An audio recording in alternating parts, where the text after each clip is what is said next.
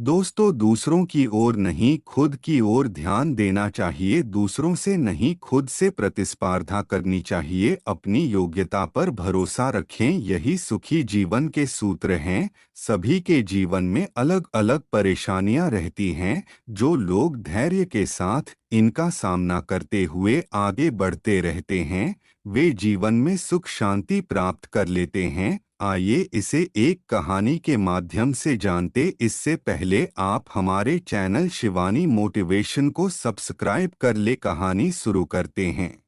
शिष्य ने संत से कहा कि गुरुजी, कृपया दुखों को दूर करने का कोई रास्ता बताएं, मैं परेशानियों से हार गया हूँ। गुरु कहा कि पहले सबसे सुखी व्यक्ति के घर से एक मुट्ठी अनाज लेकर आओ, फिर मैं रास्ता बताता हूँ। सभी के जीवन में अलग अलग परेशानियां रहती हैं। जो लोग धैर्य के साथ इनका सामना करते हुए आगे बढ़ते रहते हैं, वे जीवन में सुख शांति प्राप्त कर लेते हैं। जो लोग धैर्य खो देते हैं, उनके सामने और ज्यादा समस्याएं बढ़ने लगती हैं। एक लोक कथा के अनुसार पुराने समय में एक शिष्य परेशानियों की वजह से बहुत निराश हो गया था। उसने अपने गुरु से कहा कि कृपया मुझे दुखों को दूर करने का कोई उपाय बताएं।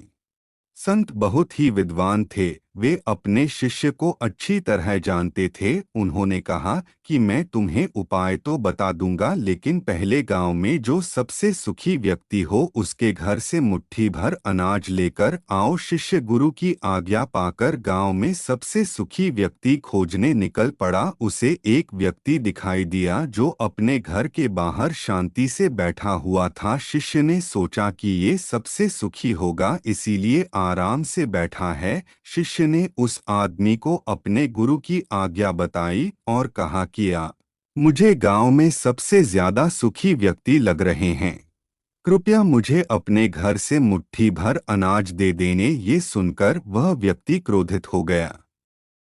उसने कहा कि आज सुबह सुबह ही मेरा पत्नी के साथ झगड़ा हो गया है। पत्नी की वजह से रोज नई नई समस्याएं सामने आ जाती हैं। वह मेरी कोई बात नहीं मानती, हर काम अपनी मर्जी से करती है। समझ नहीं आ रहा है उसे कैसे ठीक करूं। शिष्य वहां से आगे निकल गया। कुछ देर बाद उसे फिर एक व्यक्ति दिखाई दिया। शिष्य ने उसे अपने गुरु की आज्ञा बताई। उस व्यक्ति ने कहा कि भाई, मेरा पड़ोसी बहुत धनवान है, उसके पास सभी चीजें हैं, मेरे पास तो कुछ नहीं है।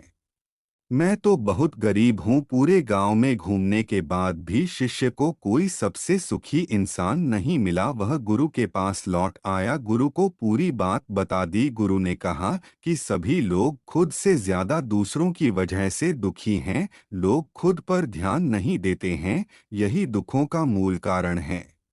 अगर हम सुखी रहना चाहते हैं तो हमें दूसरों पर नहीं खुद पर ध्यान देना चाहिए। अपनी बुराइयों को दूर करें, कभी भी किसी दूसरे व्यक्ति से प्रतिस्पर्धा न करें। प्रतिस्पर्धा करनी ही है तो स्वयं के किए हुए पुराने कामों से करें। कभी भी दूसरों पर भरोसा रखकर कोई काम न करें। अपनी योग्यता पर भरोसा रखें और उसी के अनुसार काम करें, यही सुखी रहने का सूत्र है।